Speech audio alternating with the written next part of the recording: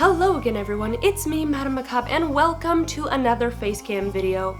Sorry if my voice sounds a little off, I am still sick. I don't know, I may have to go see a doctor or something because it has been refusing to go away.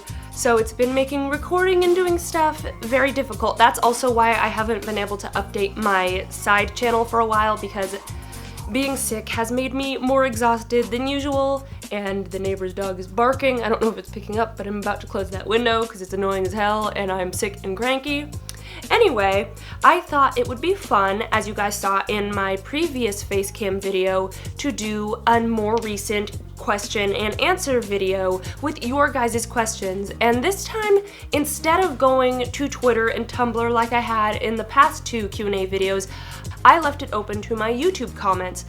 And again, sorry if I did not get to your question. I only have time for so many in these videos. However, if you guys like this video, I will probably do more like this in the future. Alright, so without further ado, I will go ahead and get to the first question. I have them all saved on a list right here. And the first question, we're playing softball right now, an easy one. What is my zodiac sign? I am a Pisces.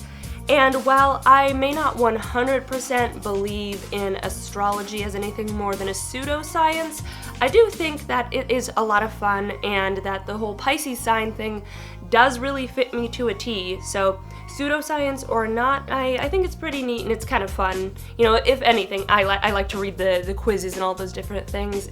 I think most people get a little bit of guilty pleasure out of that. Moving along, next question. Do I like Homestuck? Well, not currently, it's not really my thing anymore, but there was a point in time when I did read the comment.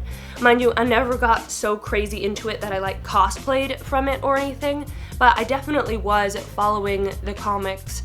I think I kind of stopped when it got to the troll, like the alternate, I don't even remember the terminology, just the other ones that were like their ancestors or whatever, but as kids, not the grown ones. But I just got into that, and then I kind of lost interest in it. And sorry if you're seeing a lot of jump cuts in this one. Again, being sick, my voice is breaking a lot and doing a lot of weird things, so I have to retake certain sentences and things more than usual, so sorry about that. I am falling apart. Next is, what got me into YouTube? Honestly, I'm not really sure. I never started YouTube with the goal to really turn it into a major career or anything. I feel like I started a little over 4 years ago, before a lot of people were really into trying to be big YouTube celebrities or trying to make a lot of money off of it.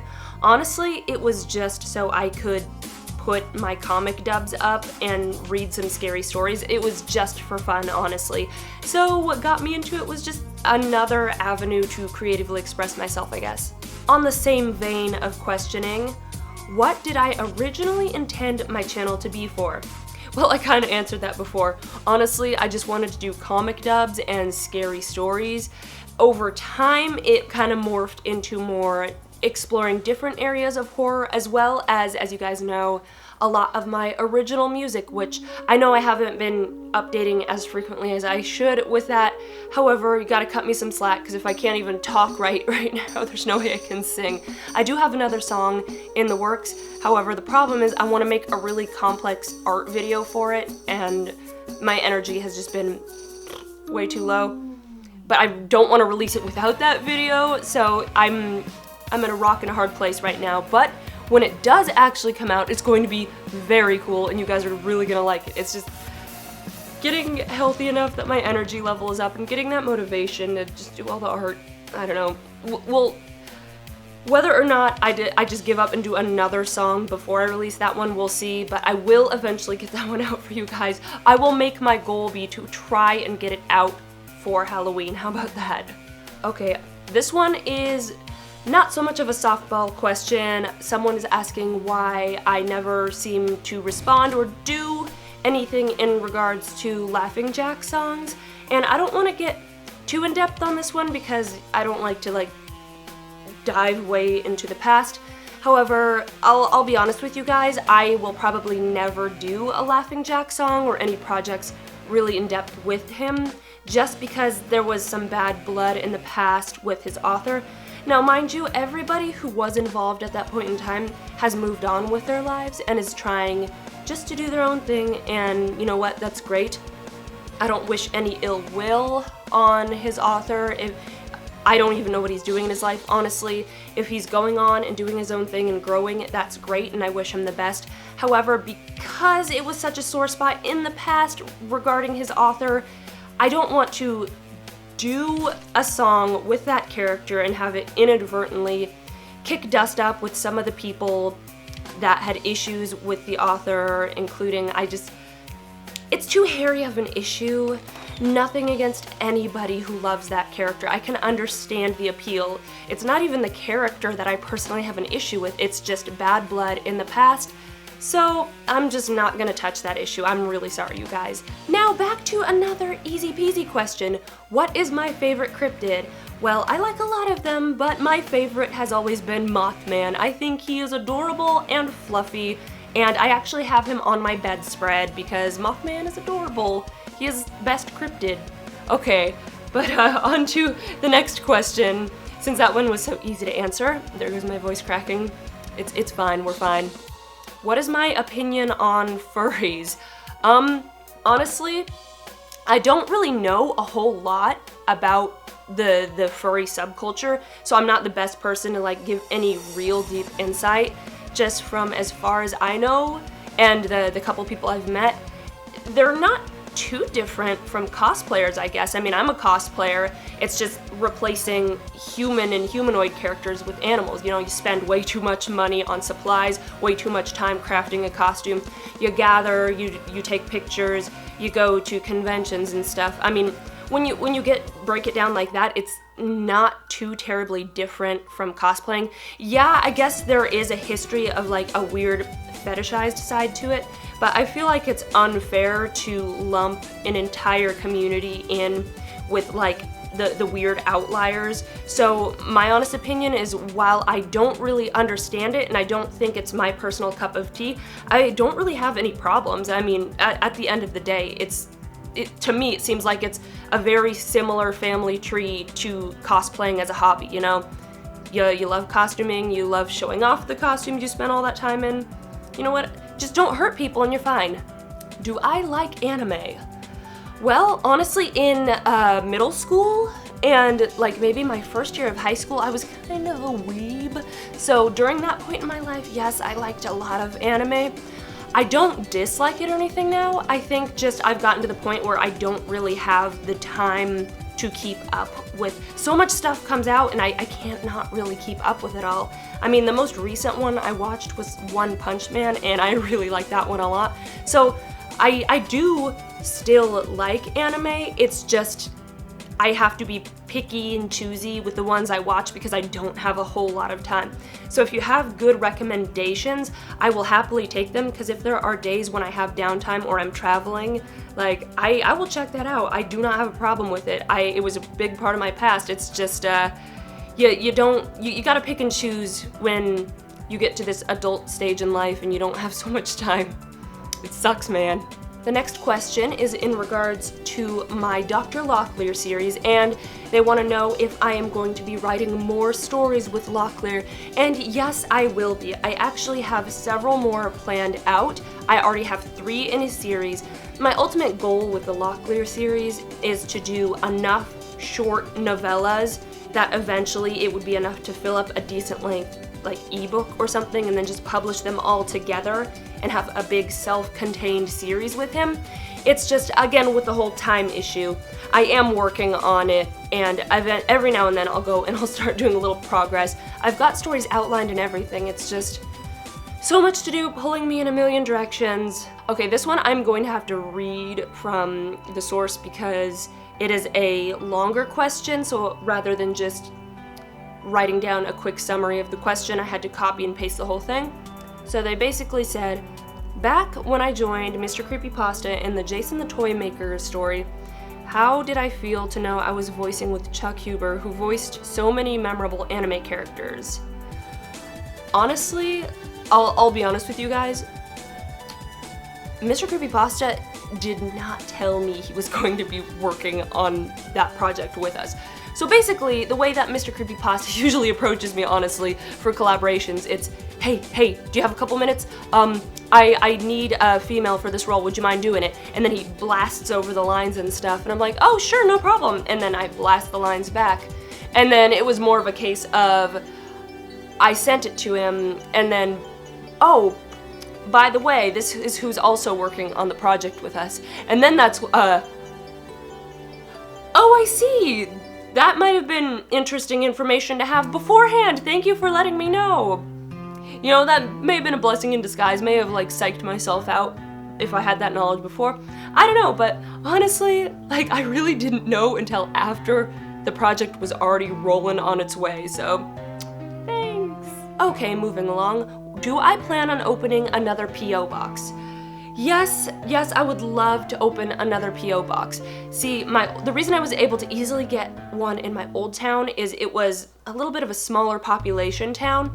I have moved into a bigger city now, and the local post office, it only has a limited number of P.O. boxes, and very often they have all been claimed and there haven't been any open ones except for like the really big ones, and those are super expensive, especially when they'll just like store your packages back anyway, so there's not really a need for the massive ones. So I've been waiting on a small one to open up, and I'll be honest, between being sick and traveling lately, I haven't been in recently to check to see if there's an opening, so I better get on that because I would like to open another one because it's lovely getting to read your guys' letters. I need to get on that and see if they have an opening, and if they do, I will try and jump on that as soon as I can for you guys. Okay, this one is a little more complex. What are my views on the paranormal, and do I believe in it or not? Okay, so the way I've always sort of viewed things is with a very open mind. Because my father he works in bioengineering, he is a very statistic, tactical type of person who he really likes to see how things work, and he likes to be able to prove them. And I have always been very close with my father, so I kind of inherited that from him. However, I also have experienced a lot of really weird, unexplainable stuff. So I've got that sort of internal clashing going on because something weird happens, and immediately that like curious, skeptical, scientific part of my mind immediately wants me to go investigate and see what logical reason could have caused it. So I will immediately want to go and explain it through normal means. Oh, you know, this window, it created a vacuum when it was closed, and that caused the door to slam shut. And I feel like, you know, a good 9 times out of 10, you usually can explain it through just something logical. You just gotta de-hype yourself out of, ooh, the history, ooh, something spooky, just to get in that, you know, skeptical point of view, find it. However, there is that 1 out of 10 time where you look and look and look for any sort of explanation you can find, and there is no explanation, and you have to just sit there, and rather than being stubborn and going like, nope, there was an explanation, I just couldn't figure it out, that's where I differ from like the truly like completely skeptical, not believing in it people, because when I cannot logically explain something, I do not close off the possibility of it being something perhaps paranormal. So I'm totally open to the possibility of that because there have been plenty of things I've encountered that I cannot explain. So I do not write it off, you know? I gotta close the window, that stupid dog is at it again. The yapping just scrapes on my spine like a toddler screaming. Okay, now here's another one where somebody asked me, what horror movies would I recommend to somebody who's interested in really getting into horror? Well, one thing that I find interesting with a lot of newcomers to the creepypasta community is many of them, they love the thrill of creepypastas, but they say they're not really that into horror, or they're interested in getting into horror, but they're not that experienced in it. And for me, an interest in horror is a big part of what actually got me into creepypasta. So honestly, my advice would be go back to those classics. There's so many people who they love Freddy and they love Jason and they love Michael Myers, but they haven't actually watched any of the movies. Like, they'll wear all the merch and they'll love the characters, and there is nothing wrong with that, believe me, because the more people that love these things, the more merch we get, and that means more stuff for me. However, I really would encourage you guys, if you haven't seen these movies, to go back and sort of get some of the history. I mean, of course, if you're too young, you may not want to mess with them, because some of them are, you know, they're graphic. Like, yeah, the gore and stuff is really campy, like 80s-ish. However, there's also like some sexual scenes and stuff going on. So if you're too young, maybe not yet. However, if you're really wanting to get more into horror, I cannot strongly enough recommend watching those classics. Nightmare on Elm Street, Friday the 13th, Halloween, all the good stuff. It'll sort of, you know, get you into the heritage of the community, and you can sort of spread your wings from there. Okay, you guys, so I did not anticipate how long I was going to yap for and lose track of the time.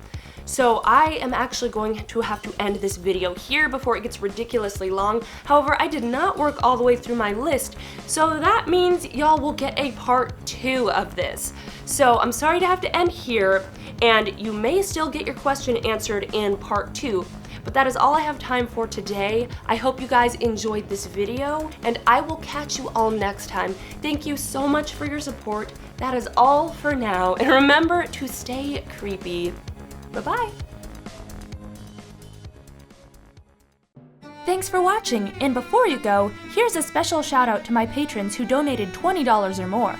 Mortem Guterres, Arvok Levgri, Helen Imsland, Dark Nito Taki, Kura, Jesse, and Simon Levergier Delisle. Thanks so much, you guys. If you're interested in becoming a patron and helping me to keep YouTube creepy, please feel free to check out the link in the card.